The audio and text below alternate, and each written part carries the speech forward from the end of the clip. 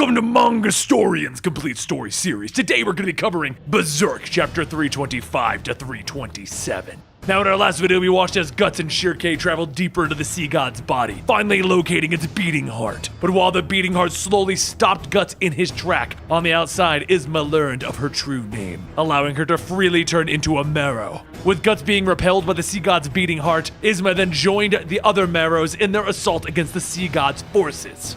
As the seahorse followed closely behind the marrows heading into battle, Roderick gave the order to his men to give the sea god everything that they've got. While Farnesa's ward continued to protect everyone aboard the ship, Izma, joined by the other marrows, begins to hold back the creatures under the water. As Izma freely swims around weaving in and out of the monster, she yells, "This is so cool! I can breathe underwater and I can finally talk! Catching fish is gonna be so easy now." But just as Izma manages to escape one monster, another appears, folding its tentacles down around her. It begins to open up its mouth, but before Izma can be sucked in, she sees what she can only describe as sound waves pushing the tentacles away. She asks what's happening, and then she suddenly feels something grabbing her by the arm, pulling her away. She tells the woman who just saved her, what was it that she did to the monster? And the woman says that it was a song. They as marrows fight with song, and as Izma listens, she knows that she's heard that voice. The woman looks back and tells Izma, "Welcome home." And Izma finally remembers where she heard it. It's the voice of her mother.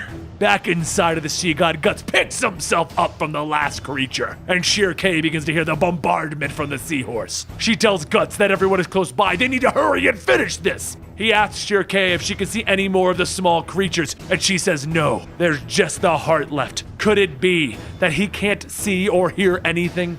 The sea god's heart begins to beat again, and the sound hits Guts, forcing him to the ground. He struggles to get back up, but he says that he doesn't know how to fight this. And she yells that he's dealt with all the small fish. All that remains is to deal the final blow to the heart. But Shirkei knows, even with the Berserker armor, that there is no way that Guts can withstand the sound attack. He gets up laughing, telling her, "This should be easy, but I'm gonna need some directions though." He starts to make his way towards the heart, and as another beat goes off, he stops and begins to cough up blood. He tries to continue, but the sound beats down onto him, forcing him to his knees. She shouts that he needs to be careful, and Guts tells her that it's okay. The sea god knows that he's coming for him. Then the heart begins to beat louder and faster, and the pressure hits Guts, knocking him down onto his back. He begins to pant, trying to recover enough strength to stand back up, but his body is completely numb. What is he supposed to do now? Suddenly, it all stops. Shirkei looks around asking, what is the sound? Is it singing? And outside, the marrows surround the sea god's body, and together they begin to sing. And right in the middle of it is Izma and her mother singing as loud as they can. Everyone aboard the seahorse runs to the deck to see what's going on, and soon they too start to hear the marrows. The sea god begins to groan in pain, and Ishidoro points down, stating that it's coming from there. The song is coming out of the sea. The marrows begin to swim closer to the sea god, and inside Shirkei can hear their song. She says the sound is reverberating all over. It's canceling out the sea god's heartbeats. Shirkei grabs Guts by the head, telling him that he has to stand up now. This is their chance to strike. He was driving it into a corner, right? Or was it all just talk? If not, rise! His eyes shoot open, and he reaches for his sword, and he tells her, "There we go." He smiles, telling the beast of darkness that he knows he still hasn't had enough, always inside. So go ahead and pierce his flesh. Give him the waking agony.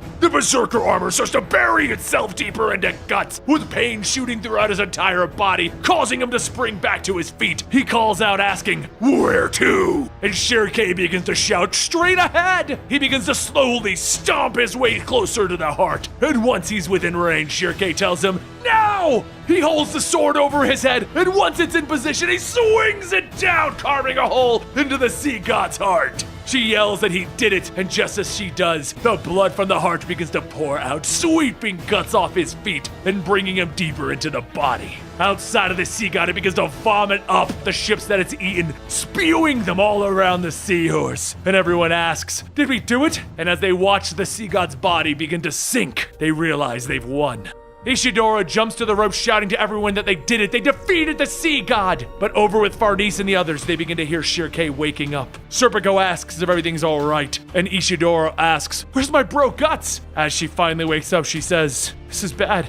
Guts is..."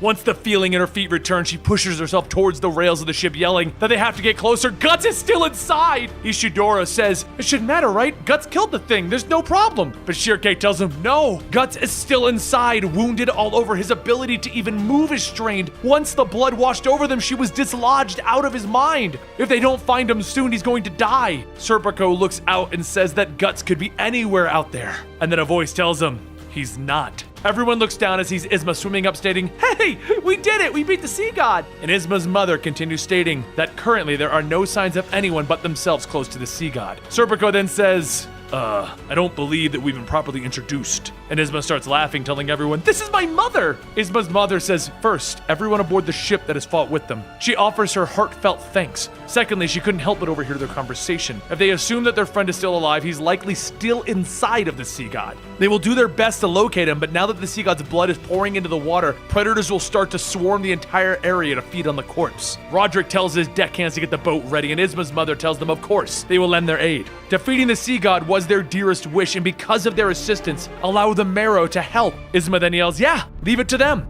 But once everyone on the ship scrambles to get things ready to leave, the little boy that Casca's been holding watches over, stating nothing.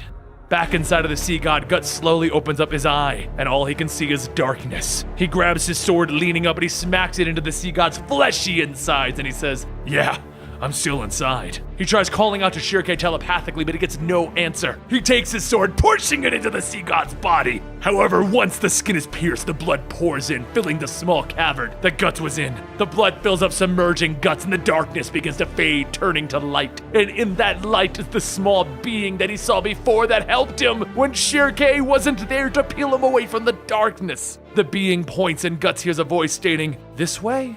Gus follows the being, asking, who are you? Whenever there's trouble, you always seem to show up. But the being doesn't answer and instead says, here. Guts thrusts his sword into the sea god's body, and he pulls the sword back, and it's sea water that starts to fill the cavern. The force in the water pushes him back, and then he feels several sets of hands grabbing him. He looks up to see dozens of Marrow swimming up to help pull him out of the sea god. And as the Marrows bring Guts up, everyone aboard the seahorse runs over cheering. And Isma waves back to everyone that they have found Guts. And that is your cliffhanger of the week. What is even going on anymore? But if you want to know, you might want to subscribe to this channel right here at Manga Story. And I'll see you next time right here at Guts and Berserk and Isma and the mermaids and the sea god. Well, that thing's dead.